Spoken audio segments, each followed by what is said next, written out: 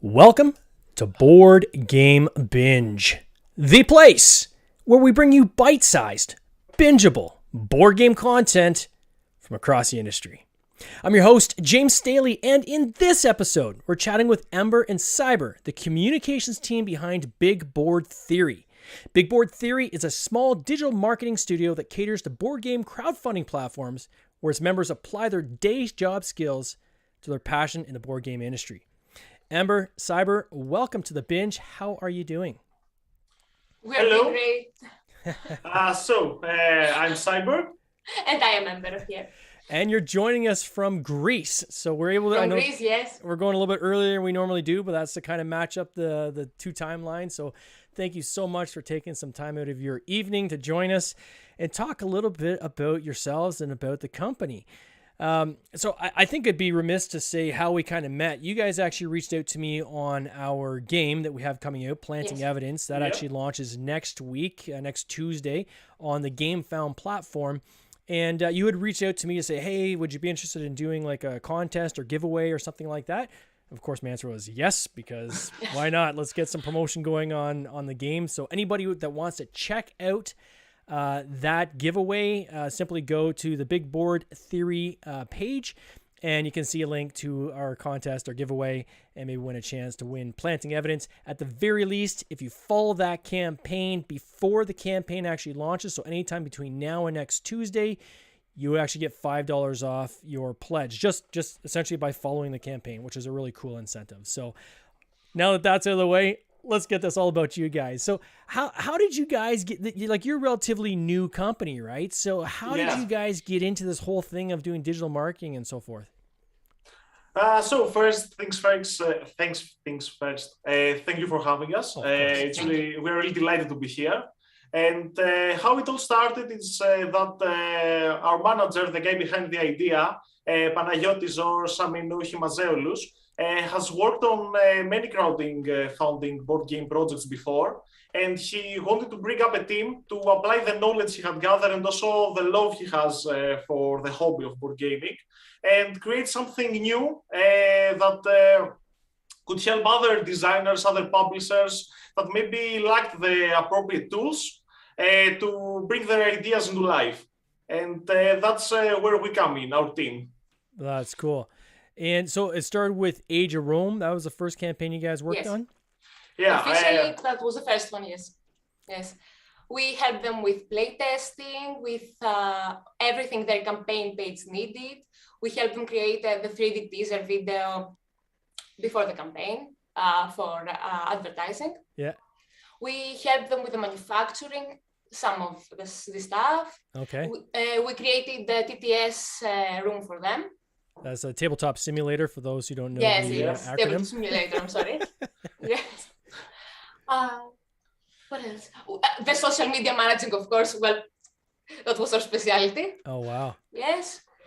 So you kind of take the I guess the game, right, that is ready to go, and kind of from that point forward, you kind of take kind of all the community engagement. Is that, for lack of a better way to say it? So for every company, it works in different ways. Like Titotum, they needed the marketing team because they already had the developers / designers on board, and also their graphical artist and illustrator, which they are awesome, by the way. If you guys are watching, you guys have done an amazing job for the game. And where we came in was to organize the marketing strategy of the campaign, their social media accounts, and also give them some basic form to their Kickstarter page, and with the previous knowledge of our team, guide them towards the path to success. So how did you get into that? So Age of Rome was kind of the first one, and I know in the bio we talk a little bit about, your day job skills and so forth. Like, what were your day jobs before this, or what are your day jobs now? Like, what is it that you're doing that kind of led you into this path? For me personally, it was more of a hobby. Okay. I love the idea of designing my own board games. I have watched seminars about it, and how the company found me and Ember. She will tell you her experience in person was that we were volunteering in a stand in Essen, and there we got in contact with Panagiotis Eolus, and we had some chemistry between us. So when he had the idea in mind to create the group, he approached us, and so we joined the team this way. Yeah, it is pretty much this story. Well, I am a bit of a social media lover, so and a board game lover, of course. And after Essen, I always needed some people that he could trust, he could work with, and he contacted me. I introduced Siber as well. Okay. And then everything went smoothly. Wow. And so, as you it's kind not just us, right? Yeah. We have our 3D graphic designer, our illustrator. We have Vanton that does the TTS and everything about fulfillment, manufacturing, shipping, and that kind of accounting work. So how many of you is there all together? Like, how many team members 6. is there? There's 6. 6. Yeah, it is 2 animators / illustrators, 2 us two that we are on a marketing and communication, Vanton that does the accounting, shipment, and fulfillment, and Eolus that oversees the general managing. So, and correct me if I'm wrong, because again, I'm just trying to visualize how to kind of package this. So essentially, you guys kind of run the campaign. Is that a fair thing to say? Like, you guys would actually run like the Kickstarter campaign, like everything from like the video, like your team would create the video that they need if they need video, and GIFs and animations and so forth in the page. At the same time, you do community outreach, or is that like integrated that way, or is it integrated differently?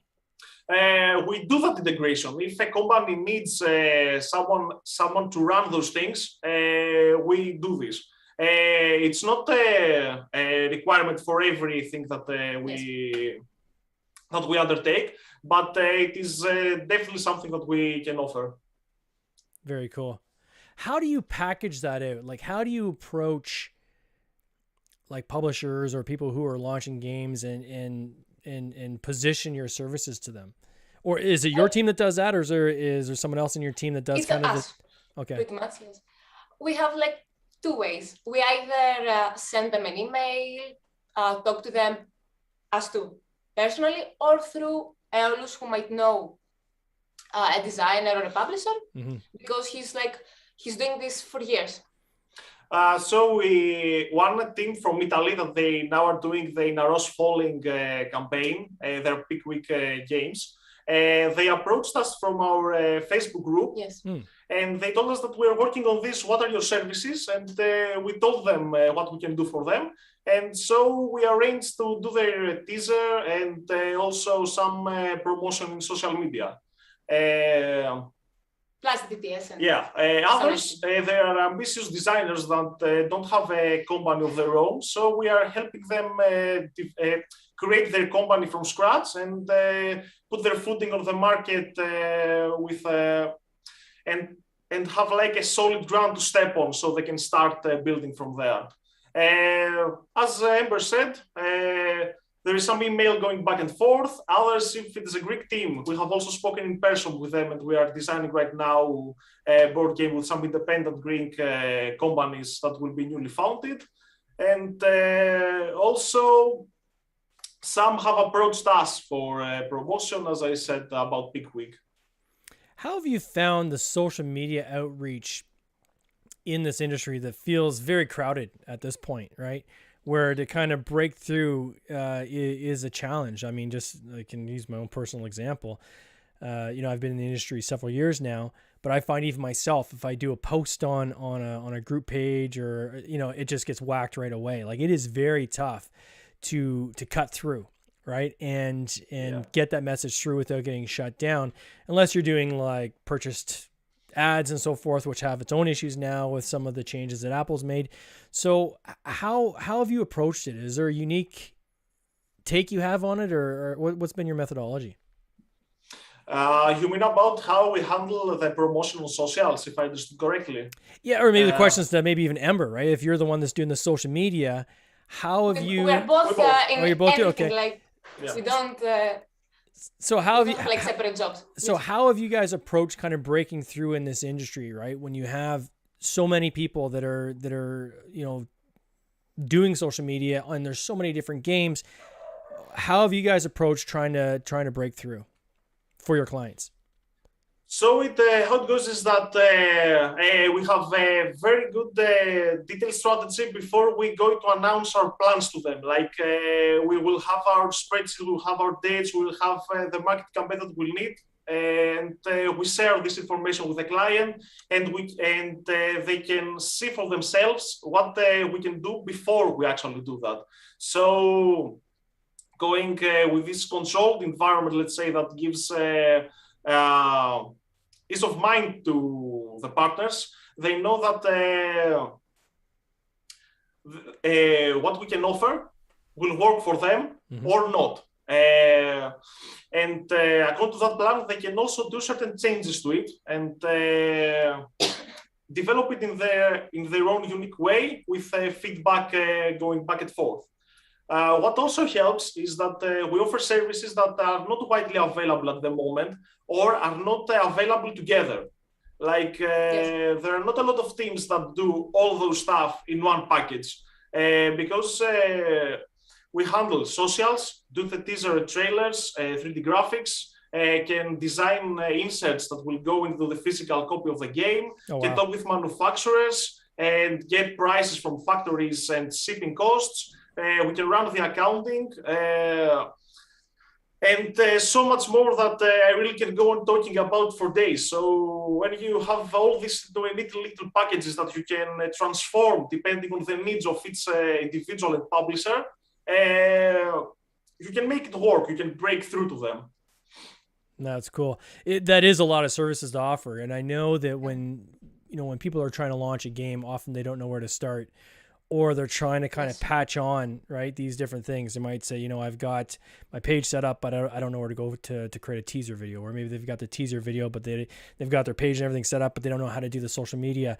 And, any way you cut it, you need to get hands-on, I think, in this industry, right? Even if you are hiring a group like yourselves to aid and help. In my opinion, it's key for the actual designers and developers to all hands on deck, right? Everybody, the more everyone participates, I think the better the output ends up being, right? Of course. Yeah. And from my experience, because we have designed some board games and published them on Kickstarter as another company, when there wasn't a big board theory to have all those things in a little package, we have to outsource a lot of things to other creators, so we could have everything that the campaign will need. You can't find someone available to do all the things without needing to outsource to one guy, to two guys, three guys from your company. The only guys that can do that is like really huge colossus in the market, like let's say Mythic Games, that have a dedicated board game company that does all the stuff in studio. But most crowdfunding campaigns don't run like that. So it sounds like you're almost like a one-stop shop is how you're kind of promoting yourself. Yeah. I mean, when someone has a very good idea, and there are a lot of designers that have lots of great ideas. Yeah, we can literally help them, take them sometimes by the hand on some situations, and lead them, show them the way. What were the games that you guys created before this? So you said you had created some games. Were these ever published, or were these just more kind of? Personally, it was other members of our team, like Eolus and Vanton, that have designed some games. Eolus for Dreamcraft Games, Theosis, which is already in retail, and USS Freedom. Yeah. And they already knew how things go, how you should communicate, for example, with reviewers, which reviewers do better job in a Kickstarter campaign or when you go to retail. How do you gauge that? Like, what's the gauge you use for how to interact with reviewers, and what is the gauge as to whether it's a good reviewer or not a good reviewer to approach? personally, it's simple. It comes down to like personal relationship and trust. You talk with the community talks back to you, you engage with them, you have like personal talks. It's not about business. Also, they're human like us. They are they're good, fun guys. You want to communicate with them, like get to know them. When you have that, then you can promote with the interviewers that most suit a certain product. Like not everyone is for everything. Like you understand what I mean, right? Like not all content is for people. So knowing the people that you work with, you can better approach and dedicate your time, dedicate your effort to give the correct material to the correct people. Yeah, I think relationships are key, right? In this industry. Yeah, personal relationships are key. And I think, where I really started hitting my stride, so to speak, on the publishing side was when I started building alliances and building relationships, personal relationships, not just, hey, I rub your back, you rub mine, but really creating almost friendships in the industry. It is amazing how that almost amplifies itself, right? Because when you have friends want to see you be successful. You want them to be successful. They want to see you be successful. And so that's one thing I really sought out to do. About 3 years ago, I started the process, and it's a long process, but start building as many friendships as I could in the industry. And, if anything, just to pat them on the back and say, good job, or man, that was awesome, that thing you just did. Maybe it comes back in good karma, maybe it doesn't. But I think if you can give, then that'll eventually come back and you get. Of course, and sincerity in human relationship goes a lot way. Like that's a life lesson, quite frankly, right? It's a life lesson, of course. It's not only for the industry; it's for everyday life. Like, how is the industry in Greece? So you guys are in Greece. We've obviously had a few guests on our show from Greece. MLB Vanguard, as you said, Vangelis in the group.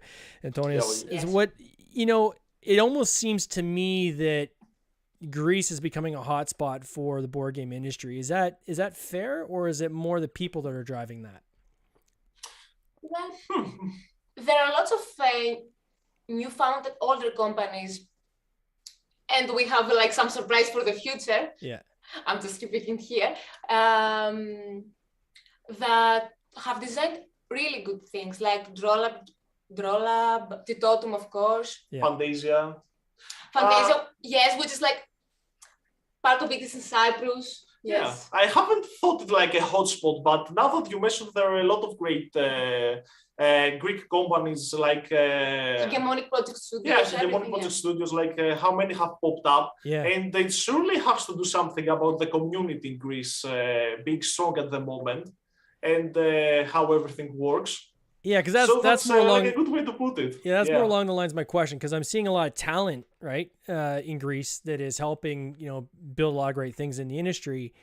But I'm wondering how much of that's actually reflecting back into the country, or is it more is that talent kind of exporting their talent, or are they servicing the local community? Like, do we see the board game industry in Greece itself?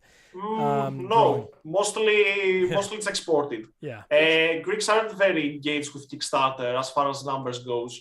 They are like a very lively and powerful community, but not so engaged with the Kickstarter. So mostly it's exported. It is engaged, but it's a smaller community than in other countries like Germany or France, Italy. Oh yeah. Yeah, Italy, Spain, France, and Germany are way ahead. Like there's no contest. Yes. How have you guys approached some of these other platforms? So obviously Kickstarter is the big guy, right? But there's Indiegogo, there's GameFound now is growing. I mean, I'm on GameFound starting next week. From what I'm seeing each day when I log into GameFound, there's more and more games that are up and coming. So it is a tsunami of games that are starting to launch on that platform. How have you adjusted your approach to make sure that you are kind of servicing and fitting into those different platforms? So there is the first talk that we always do to a game, like should we go on GameFound or Kickstarter? That's like one of the first questions. After we decide which one of those two platforms we're going to work with, then we start developing from there, using like a slightly different approach, because as crowdfunding platforms, they're pretty similar and also appeal to a very similar demographic. So not a lot of things change. And once we know that we will target GameFound, we'll target Kickstarter, we'll go do our campaigns there, everything falls from this place. Indiegogo, we haven't discussed about the platform, neither have we worked on it. I think because Indiegogo is like not so board game, not many board gamers visit Indiegogo. And we decided to go with Kickstarter, for example, with Age of Rome, because GameFound was not that much visited, we thought in the beginning, I think. Like the demographic for Age of Rome, we thought would be on Kickstarter. But we chose it, let's say, for the pledge manager of Age of Rome, because it like offers a great variety of options. Services. Yes. Yeah. Thank you. So do you advise your clients on whether they should be on one platform or the other, or is it more they say, hey, I'm going to launch on this platform, or I'm going to launch another one, and then you... Of course we advise. Aeolus has a very good knowledge of how the inner workings are, and does to the clients a very detailed presentation about every platform, what to expect from it, how it will benefit them, and what is the best choice for them. So and just for clarity, so you guys help set up those pages as well? We give them, for example, like an example. Like you should go, for example, first to the trailer, then show the board game, the prototype photographs, for example. Stretch goals, important. Like advising on the basic form of the Kickstarter page is something that we can and we do. It's not like something forceful, like do that here. Never. It's like we suggest that this form will work for what you're going to depict. And if that works for the publisher, it's great. Otherwise, we work around it. Like there is not only one way to do it. It's like an artistry how you're going to present things. And not all games are the same. And not all games are the same, of course. I find no matter what platform you're dealing with, the back end is a bit tedious to set up. Right. So Kickstarter is like that. GameFound, although again, I'm learning GameFound. I think it's more familiarity, and that come the more I use it. But there still is some quirks, right? That you got to try to navigate, and having someone kind of help point the way is often good as well, right? Is that something you guys do? Yes, because we usually work with first-time creators or creators with little experience. We provide them the guidelines, like from our previous campaigns. We tell them what our mistakes were, what our successes were, and over that we pave the road with the guidelines so that they don't make the same mistakes we do, and also make the same correct choices that we do. When dealing with learning experience, the factories and the shipping companies you're talking about earlier, like, are you dealing directly with factories in China, or are you working through? Well, not as personally. Okay. Another member of our team, Bangkok.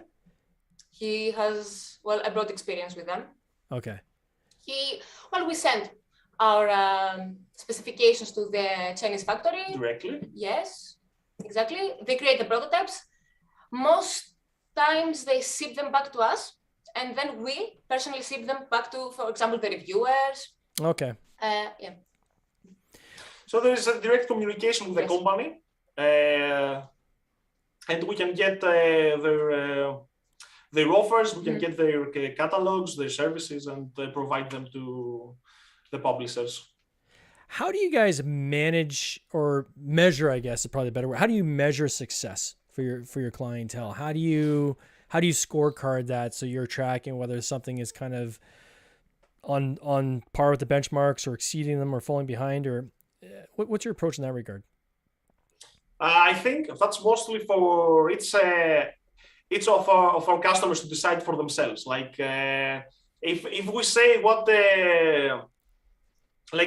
we consider successful, it will be arrogant or maybe will come off the wrong way. But for some, what the customer will measure as success is the end goal. Like how many backers? How many backers? How many funding did the game get? How many stretch goals were eventually? How many stretch goals were allowed? That kind of stuff. For others, it's the engagement, how much of a community they have managed to create with their game. There is not a certain measure of success. It's weird to measure this. Yeah, there's clearly no guarantees in this industry. Yes. And I imagine when you're first meeting some of these companies, you're seeing a wide range of how ready they are, right? Of course. Are you ever in situations where you have a potential client where you have to advise them that, guys, you're not ready yet. Here's a list of things you still need to do before we can engage? Yes. We had a meeting with a client. He's been working on his game for years. He has a very good game. Yeah. But the graphics of his game are very old-fashioned. Yeah. Outdated. Yes. So, for example, we advised him, let's say, let us work on them. We are going to show you some examples. And if you like them, we can continue working. If not, we can find a solution. Maybe you find your own graphic designer and recreate them. Because, right now on Kickstarter, Endgame Found, the looks are like the 70% of the reason why a backer will back the game. It's the first thing that they will notice on the page. Like if the visuals are good graphic illustrators, they will then search to see what the game is about and then do the purchase. Also about how ready a company is, it's very important to be truthful with them. Like they might want to go to the Kickstarter next month, but there is no game. Like there's nothing on the table yet. So what are you going to show on Kickstarter? Like this will get no backing. You have to tell them look, there needs some steps to be taken first. We need to have some concrete lines. We need to have a game. We need to have the graphics. We need to have the illustrators, and then we can start talking when we're going to move to Kickstarter. Because otherwise it is set up for a failure. Yeah, I mean, it has evolved quite significantly, the crowdfunding platform, where I think if you go back, 10 years ago, you'd be working on a game and you say, hey, this is something we're working on. We need your help to kind of finish it and bring it to market and complete it. And you're going to help us with the funding. We're going to hire some artists and so forth. Now it is, the game's got to be complete, right? Like you need to have everything buttoned down, not just the game. You have to have the manufacturing buttoned down. You have to have the shipping, the distribution, exactly the entire go-to-market strategy before you even launch on the platform. And if you don't, you're probably setting yourself up for a world of hurt. So it's amazing to kind of see how that thing has evolved over the years, the approach to these platforms. Yeah, now there is a lot of competition on this platform. A lot of companies are trying to make the best games that they can. A lot of colossus have entered the market that have they have great studios working. Like many have bought studios for their company so they can work for it, and it's like they have taken to another level. And as an indie developer, you have to compete with that because you're on the same platform. You are not anywhere else. Yeah, and it's not anymore about an idea that you have in your garage and you can throw some stuff together and be like, this is what I want to make. Can you back me? It's more like of a more complete effort because you have to compete with other studios. So where are you guys going from? Like, where does so Big Board Theory is a newer company, right? What's the plan? Like, where do you guys what's the goal, or what are you kind of shooting for over the next 2 years? Our goal is mainly to continue doing what we're doing, taking up companies, helping them develop their games, finish them, and give them back to the backers, of course. The finished product. Yeah. Yes. Doing a lot more teaser and trailer videos. So that's definitely one of the things that we want to do more, and also making a big group and community, as we have already started doing on Facebook. Yeah. Because we really believe that board gamers need one another. Like board gaming is a cooperative experience. Only playing solo, you can't unlock the full potential of the hobby. And the more engaged and more wholesome and better community you can create with those people, the better experience you're going to have with the hobby. And we definitely want for ourselves and for the other board gamers to learn from each other. I'm watching the posts on many other groups and ours, and I'm like, I have not yet played that. Let's put it on my list. This is like something I really look forward to continue watching on the groups. That's awesome. If somebody wants to reach out to you guys, so say there's a designer or developer out there that says, you know what, I need help. I need a one-stop shop. You know, Big Board Theory sounds like a cool group to check out. How best do they reach out to you? How do they connect with you guys and start that conversation? They can either send us an email on or on our personal accounts. We always answer. Or messages on our personal accounts on Instagram, Facebook, and we will always check it out. There is nothing left that we don't read, we don't reply. So if they reach out to us via email, via messages and other stuff, we'll be there for them. So how do they find you via email? What's the email they reach out to? It's info at Big Board Theory. How do you say that in English? At bigboardtheory.com. Okay, so I forgot the word for the symbol. In Greek, we say papaki, which translates to little duck. Yeah. I didn't remember the English word for. That's funny. So the saying at is a lot quicker. So I'm just going to repeat again, just clean so people can hear it. So it's info at bigboardtheory.com. Yes. If they want to reach out to this team, shoot them an email. Of course, you can check them out on any of their social channels, which is Big Board Theory. Ember, Siber, it was great to get to know you guys. I want to wish you all the best of this company. I can't wait to see where you guys end up in the next couple of years. You take care. Cheers. You take care as well. It was awesome meeting you and being on this great show. You were a great host, to be honest. Thank you very much. Take care. This has been an episode of the Board Game Binge podcast, hosted by James Staley, produced by James Staley and Mike Bruner, with original music by Nick Smith. If you would like to watch these interviews live, simply subscribe to our YouTube channel, Board Game Binge, and you'll get access to live interviews, giveaways, and interesting board game content from across the industry. I can't wait for you to join us. See you next time.